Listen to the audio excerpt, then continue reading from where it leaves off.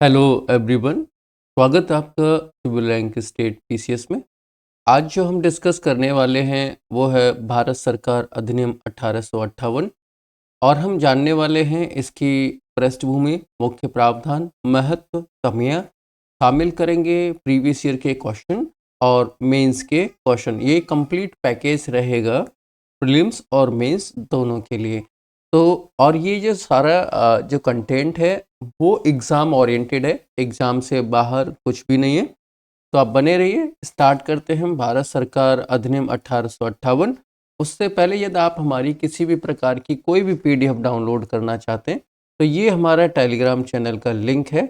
आप यहाँ से इस लिंक के थ्रू टेलीग्राम चैनल ज्वाइन कर सकते हैं, वहाँ से पीडीएफ ले लीजिए, या फिर ये क्यूआर कोड है, आप इस क्यूआर कोड को स्कैन कीजिए और टेलीग्राम चैनल से जुड़ जाइए, आपको वहाँ से पीडीएफ मिल जाएगी। तो सबसे पहले जो हम डिस्कस करेंगे वो करेंगे भारत सरकार अधिनियम 1858 की बैकग्राउंड क्या थी, पृष्ठभूमि क्या थी। तो ये कहानी आपको स्टार्ट करने से पहले बता दूं कि इससे पहले एक घटना घटी थी जिसको हम 1857 का प्रथम स्वतंत्रता संग्राम कहते हैं हम भारतीय, और जो अंग्रेज है, जो ब्रिटिशर्स थे, वो उसको सैनिक विद्रोह कहते थे। तो 1857 की क्रांति के बाद जो घटना घटी, वो जो अधिनियम आया वो था भारत सरकार अधिनियम 1858। तो शुरू करते हैं। 1857 की क्रांति के बाद यह स्पष्ट हो गया कि ईस्ट इंडिया कंपनी भारत का शासन संभालने में असफल हो चुकी है। अब जो ईस्ट इंडिया कंपनी थी उससे शासन छिन जाएगा और सीधा क्राउन के हाथ में जाने वाला है। ब्रिटिश संसद ने माना कि भारत के प्रशासन के लिए सीधे क्राउन, ब्रिटिश क्राउन जिम्मेदारी आवश्यक है। भारत में ब्रिटिश शासन को राजनीतिक रूप से स्थिर और केंद्रित नियंत्रण के लिए तहत लाना था, यानी कि उसको राजनीतिक रूप से स्थिर रखना था और केंद्रीय जो सेंटर होता है, सेंटर के नियंत्रण में लाना था। कंपनी की नीतियों और सैन्य प्रशासनिक विफलता को समाप्त करने की आवश्यकता महसूस हुई। ये इसकी कुछ की पॉइंट्स हैं। बेहतर भारत सरकार के लिए एक अधिनियम के रूप में ब्रिटिश संसद में एक विधेयक पारित किया गया था। यह अधिनियम 1 अगस्त 1858 को संसद में पारित किया गया था। संसद मतलब भारत की संसद नहीं, ये ब्रिटिश की संसद थी जो लंदन में थी। भारत में इस अधिनियम को 1 नवंबर 1858 को इलाहाबाद में एक दरबार आयोजित करके लागू किया गया था। तो ये अक्सर कर जो क्वेश्चन है प्रीलिम्स में पूछ लिया जाता है कि 1 नवंबर 1858 का अधिनियम कहाँ लागू किया गया था। तो इलाहाबाद में किया गया था और एक दरबार आयोजित करके ये डिक्लेरेशन दी गई थी। मुख्य प्रावधान समझ लेते हैं इसके कि प्रोविजंस क्या है।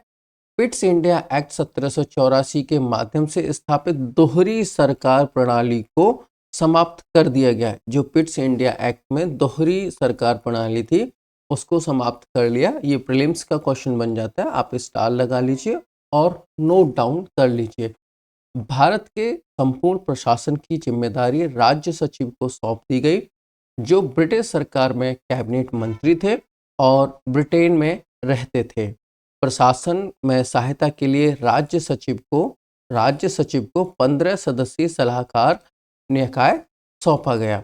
अब प्रशासन के लिए राज्य सचिव को कितने सदस्य सौंपा गया, तो ये 15 सदस्य। ये प्रीलिम्स का क्वेश्चन बनता है, यहाँ पे भी आप नोट डाउन कर लीजिए। भारत में राज्य सचिव की सहायता के लिए वायसराय नामक एक नया पद सृजित किया गया। तो वायसराय का पद कब आया है? 1858 में। ब्रिटिश संसद भारतीय मामलों के संबंध में प्रश्न पूछ सकती थी। भारत के वायसराय और गवर्नर जनरल का पद एक ही व्यक्ति द्वारा संभाला जाता था। ब्रिटिश सरकार ने व्यपगत के सिद्धांत को समाप्त कर दिया। तो ये व्यपगत का सिद्धांत कब समाप्त किया गया था?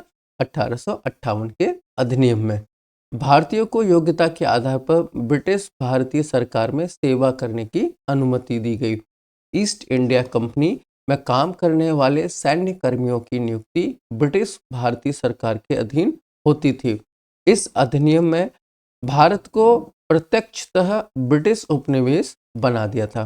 तो अगर हम बात करें कि प्रत्यक्षतः भारत को ब्रिटिश उपनिवेश किस अधिनियम ने बनाया था, तो आपको याद होना चाहिए 1858 का भारत सरकार अधिनियम। लॉर्ड कैनिंग पहले वायसराय बने थे। ये भी प्रीलिम्स का है। रियासतों के बारे में बात कर लेते हैं। जो रियासतें थीं, जो रजवाड़े थे, यह निर्णय लिया गया कि शेष भारतीय राजकुमार और प्रमुख संख्या में लगभग 560 से अधिक तब तक अपनी स्वतंत्रता बनाए रखेंगे जब तक कि वे ब्रिटिश शासन को स्वीकार करते रहेंगे। बात कर लेते हैं इस अधिनियम के महत्व की, यानी कि इसका सिग्निफिकेंस क्या रहा। ब्रिटिश शासन का प्रत्यक्ष शासन 1858 के भारत सरकार अधिनियम ने भारत के प्रशासन को केंद्रीकृत कर दिया और इसे सीधे ब्रिटिश सरकार के नियंत्रण में ला दिया। इसने ब्रिटिश राज्य की शुरुआत की, जो प्रत्यक्ष औपनिवेशिक शासन का एक दौर था जो 1947 तक जारी रहा। इस अधिनियम ने 1784 के पिट्स इंडिया एक्ट द्वारा परिकल्पित दोहरी शासन प्रणाली को भी समाप्त कर दिया। तो दोहरी शासन प्रणाली कब समाप्त की गई, तो आपको ये याद रखना है। भारत को प्रत्यक्ष ब्रिटिश उपनिवेश घोषित कर दिया। तो भारत को प्रत्यक्ष उपनिवेश कब घोषित किया, ये भी आपको याद रखना है। भावी सुधारों की नींव 1858 के भारत सरकार अधिनियम ने भारत में भावी विधायी सुधारों का मार्ग प्रशस्त किया। बात करते हैं इसकी कमियों की। इसमें क्या क्या कमियां थीं। भारतीयों को कोई प्रतिनिधित्व नहीं दिया गया, सिर्फ बातें की गई, लेकिन प्रतिनिधित्व वास्तव में धरातल पर कुछ भी नहीं था। भारत सचिव को अत्यधिक शक्तियां मिली, लोकतांत्रिक नियंत्रण की कमी आई, भारतीय लोग प्रशासन में केवल विषयगत रूप में शासित थे, भागीदारी शून्य थी, भारत में केंद्रीकरण बढ़ा, सेंट्रलाइजेशन सिस्टम बढ़ गया और स्थानीय प्रशासन कमजोर हुआ। भारतीय जनता की राजनीतिक आकांक्षाओं की अवहेलना हुई। ये इसकी मुख्य कमियां थीं। बात कर लेते हैं प्रीलिम्स में पूछे गए उन महत्वपूर्ण प्रश्नों के जो अब तक पूछे गए हैं, और ये बहुत महत्वपूर्ण प्रश्न है जो आपके लिए बहुत लाभदायक रहेंगे प्रिपरेशन के लिए। आप सही गाइडेंस में एग्जाम ओरिएंटेड तैयारी कर सकेंगे। उससे पहले आपसे एक रिक्वेस्ट है कि अभी हमारा चैनल प्री मैच्योर चैनल है, तो आपसे रिक्वेस्ट है कि आप चैनल को सब्सक्राइब कर लीजिए और वीडियो को एटलीस्ट लाइक कर दीजिए, जिससे कि हमें मोटिवेशन मिले और हम आगे अपनी पूरी प्रिपरेशन लेके आपके समक्ष उपलब्ध हो सके और आगे की रणनीतियाँ बना सकें। तो बात करते हैं इस प्रश्न की। भारत सरकार अधिनियम 1858 का सबसे महत्वपूर्ण परिणाम क्या था?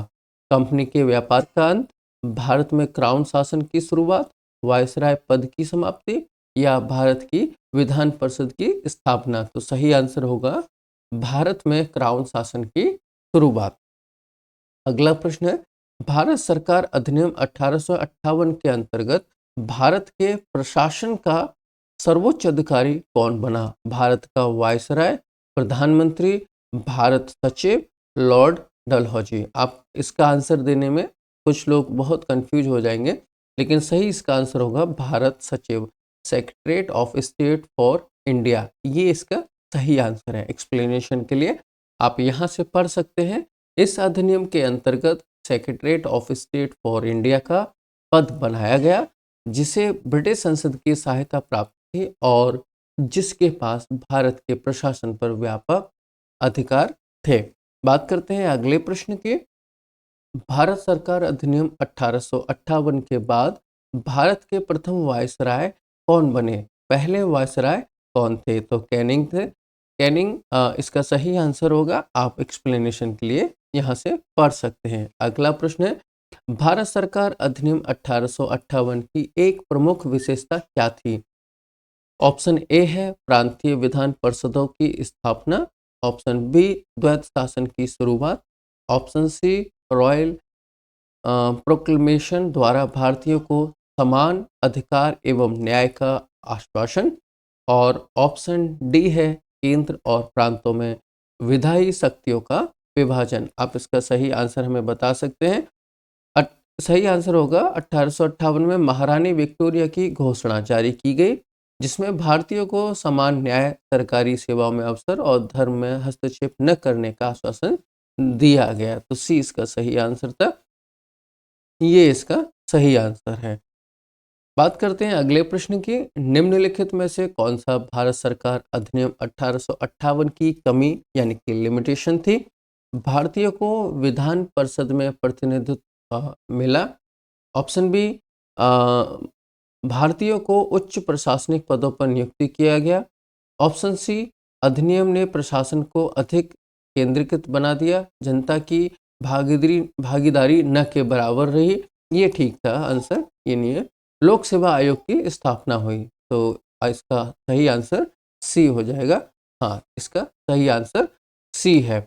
बात करते हैं मेंस में पूछे जाने वाले प्रश्नों की। तो आपको मेंस में अभी इस क्वेश्चनों के आंसर लिखने की प्रैक्टिस करनी है और एटलीस्ट एक पेज का आंसर आपको लिखना है। जो आप आंसर लिखते हैं वो आप हमें उसको फोटो खींच के और हमारे टेलीग्राम चैनल पे हमें शेयर कर सकते हैं, जिससे कि हम चेक करके आपको बता सकें कि किस प्रकार का आपने आंसर लिखा है।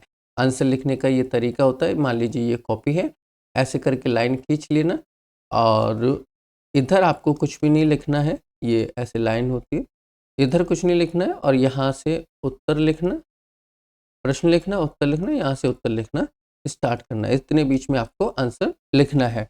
तो पहला प्रश्न है, भारत सरकार अधिनियम 1858 क्या था? इसका आंसर लिखिए। 1858 में भारत का मैग्ना कार्टा क्या था? ये भी आंसर लिखिए। 1858 के अधिनियम के तहत भारत का पहला वायसराय कौन बना? इसके बारे में लिखिए। और किस अधिनियम को भारत की अच्छी सरकार के लिए अधिनियम के रूप में जाना जाता है? ये भी आप लिख सकते हैं। भारत सरकार अधिनियम 1858 का मुख्य बिंदु क्या था? इसका भी आंसर लिखिए। आपको जो प्रश्न सही लगता है, जो प्रश्न आपको अच्छा लग रहा है, आप पहले उसका आंसर लिखिए और वो आंसर लिख के आप हमें हमारे टेलीग्राम चैनल पे वहाँ पे शेयर कर दीजिए, जिससे कि हम चेक करके आपको सही जानकारी दे सकेंगे। और अगर आपका कोई क्वेश्चन है तो आप हमें कमेंट बॉक्स में बता सकते हैं।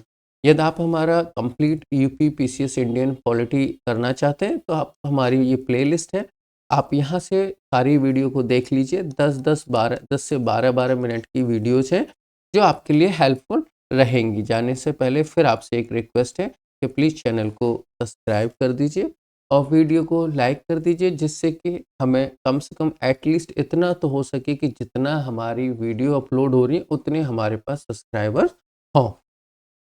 पीडीएफ डाउनलोड करने के लिए ये लिंक है, आप यहाँ से ज्वाइन कर लीजिए हमें, या क्यूआर कोड स्कैन कर लीजिए। आपका छोटा सा सहयोग हमारी बहुत बड़ी ताकत होती है।